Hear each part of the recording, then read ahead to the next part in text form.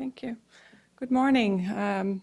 Thank you for the kind introduction. It's a real pleasure for me to be here, and I can tell already that this is going to be a wonderfully diverse panel, and I'm looking forward to learning a lot from the other speakers. So perhaps just to say that, as you well know, that Johnson & Johnson is a very large company, and just to try to frame in where I fit into the scheme of things, we have three major divisions: a pharmaceutical products division, a medical devices division, and a consumer products division. And I work in that consumer products division, just to provide some context.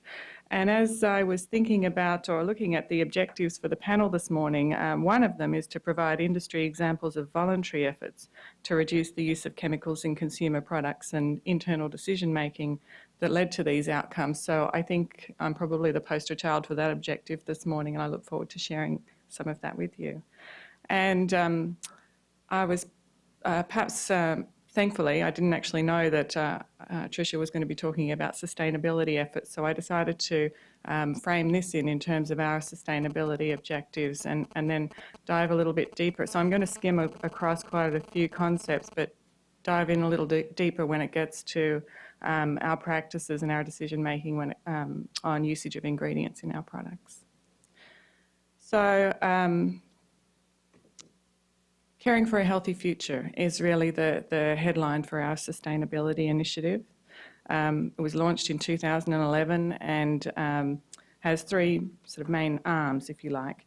The first being initiatives to promote the health of people and our communities, to promote a healthy planet, minimise waste and conserve finite resources.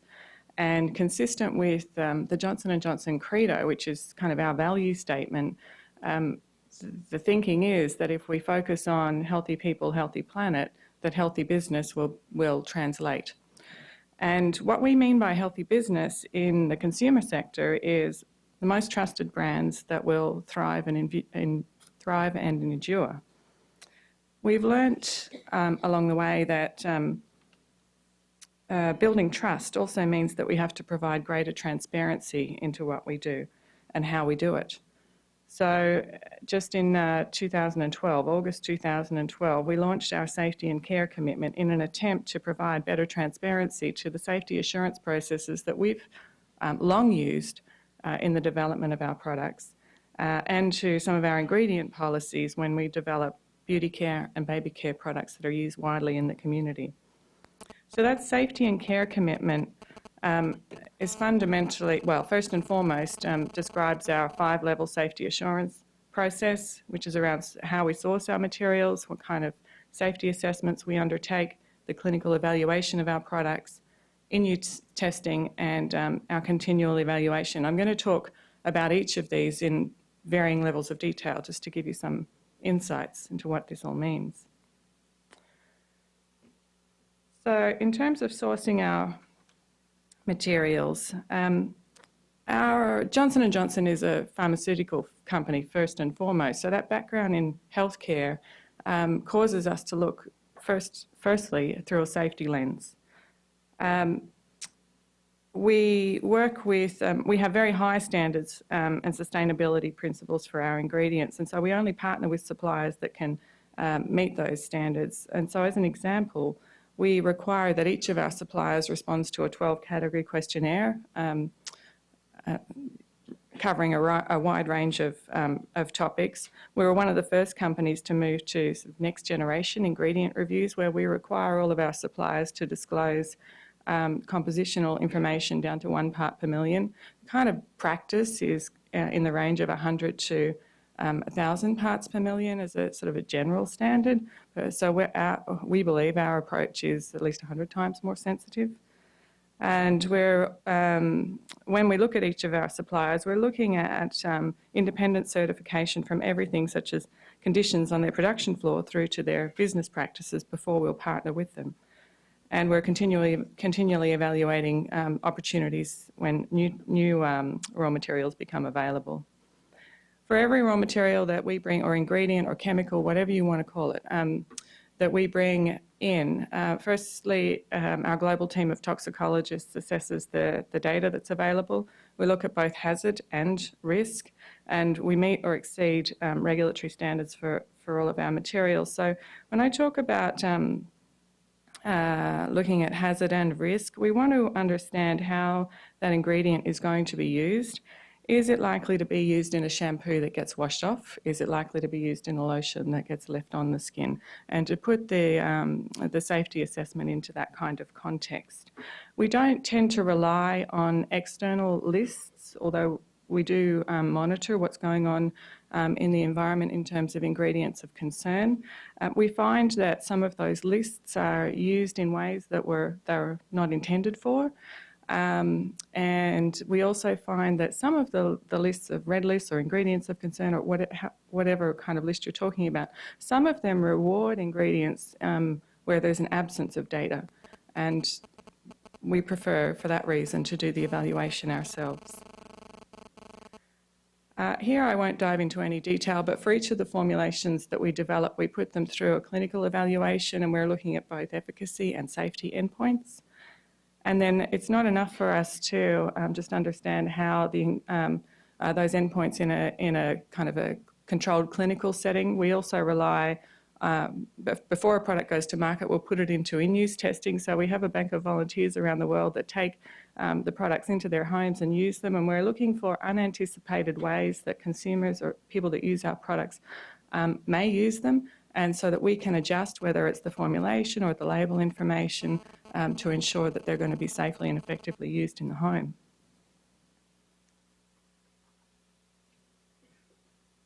And then, of course, there's continual evaluation. We talk about this as step 5, but it's kind of underpins the whole process. It never stops. We're always evaluating our products.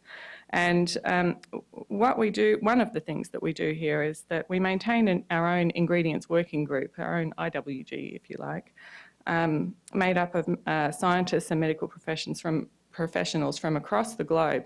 And they're evaluating 3 main things. One is the science, what's emerging in terms of the research and the evidence supporting our ingredients. They're looking at regulatory trends, and they're also looking at what the consumer sentiment is telling us about what we ought to do with our ingredients. And then they determine a course of action, whether it's some recommendations about more research or restrictions on ingredients or what have you. And they've actually got a really good track record. So typically we find that this group that's been in place since 2004 has made recommendations, and we've implemented those into our ingredient usage policies years before there have been regulated controls on ingredients. So we tend to be ahead of the game. But we don't, you may know or you may have observed that Johnson & Johnson doesn't do a good job of talking about what we do. We do a lot behind the scenes. There's a lot of science, but we don't do very well in talking about it. So that's part of this safety and care commitment, is unveiling the curtain a little bit, if you like. Since you're looking for other voluntary efforts, I thought I'd share with you just 2 other internal tools that we use. One is our EARTHWARDS program that was launched in 2009. This is a proprietary certification program for our products. And as I understand it, it's a fairly rigorous hurdle to meet, and it's actually it's baked into our new product development process. So our scientists can't develop new products without considering these 7 focus areas, and each product is scored against these. We don't have to achieve certification for every single product, but we have to score against these. So it's an attempt to cause our scientists to look for improvements in every one of these areas. In order to actually achieve EARTHWARDS certification, there has to be significant improvement shown in 3 of these, at least 3 of these 7 areas. And while it's an internal standard, we also have external experts on the certification board.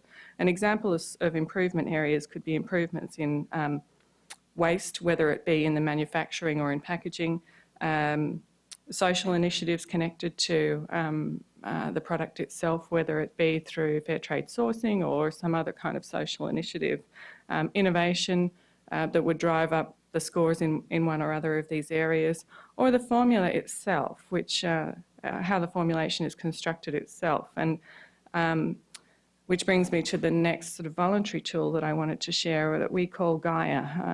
It's essentially a tool that we use internally to analyse the impact that any ingredient or formulation might have on the environment. We specifically look at persistence, bioaccumulation and toxicity and score each ingredient and formulation on a scale of 1 to 100. And if the score turns out to be too low, we consider it to be too low, then we reformulate. It doesn't go to market. When we launched our safety and care commitment, I already talked that we have our internal ingredient standards, and we've sort of preempted what's been going on in that space. And we felt that we were doing so much good that we decided to make some of our ingredient standards public, and we also decided to take an even more, put ourselves in a leadership position on some ingredients of concern. And I want to apologise for this next slide. It's not very easy to navigate, but I didn't have time to really revise it. But if I could just focus your attention here, perhaps it might be the easiest way to do it. Essentially, we made some commitments to get out of these ingredients or trace materials or restrict their use in the categories of products according to a certain timetable. And we didn't necessarily do this for safety reasons. We did it because consumer perception and sentiment was such that even if we continued to use some of these ingredients, they weren't acceptable from a consumer perception perspective. And so we're moving away from them for that reason. And if I can give you just one example of not doing this for safety reasons, if we look at the formaldehyde-releasing preservatives, which is the top box there, they're very effective and arguably very safe. And you would find two examples here, 14 times more formaldehyde in an apple than you'd find in a bottle of Johnson's baby shampoo. And you would need to bath a baby 40 million times in one day to achieve the California Prop 65 level. And so just to provide some level of context, we're not, and some sort of evidence, I suppose, that we're not necessarily doing this for safety reasons alone. And yet, you know, there's enormous public pressure to move away from these safe and effective preservatives. And what we say and try to inject into our messaging is that we have to be very careful about unintended consequences when we do things like that. We adopt an approach of informed substitution. So when we're taking something out of our products, we have to be very sure that what we're replacing it with is going to be suitable and appropriate. That we don't see unintended consequences in other ways. And in this preservative space, there's a lot of pressure on preservatives. So we've seen a migration of the industry, if you like, from some preservatives to other preservatives, resulting in increased sensitization rates with that exposure to the preservatives. So to the new preservatives. And they're the things that we've got to watch out for before we cause people to unknowingly put pressure on ingredients where actually we need a palette of ingredients. So our reformulation work is in progress, and this is a mammoth task. I would say it's an Herculean effort, if you like. So we're reformulating around 200 products over the course of a couple of years, and it takes us you know, a good 18 months to 2.5 years to reformulate a single product, because we go through that five-level safety assurance process for every product that we reformulate. We're doing this on a global scale. We've diverted most of our resources from new business efforts because this is considered to be the highest priority for the organisation. And doing it on a global scale brings its own set of challenges. So, for example, in Argentina, we can only really source our raw materials from within Argentina. So that provides another set of challenges on its own. So that's really it. I just wanted to leave you with a couple of parting thoughts. So it's vitally important that the information about our chemicals and our ingredients is based on data, and that we put it into context, and that we take that risk-based approach to describing how chemicals and ingredients should be used. We know that people that use our products, who use our products, want helpful information, and they want assurance of safety. and there is mass confusion in the society about these ingredients. So we've been trying to work out how to solve that part of the problem, and our thinking is moving towards less about providing details on ingredients that can be misinterpreted and more in terms of driving behaviour change and helping consumers and the people that use our products to ask the right questions, arm people with the right questions to ask about standards and how certain products are formulated and manufactured and ingredients used. So I'll leave it there. Thank you.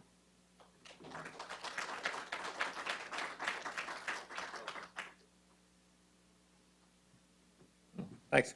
Our next speaker has a kind of a parallel job, I think, by the sounds of things, but for a major chemical company. Connie DeFord is the Director of Global Product Sustainability and Compliance at Dow Chemical Company.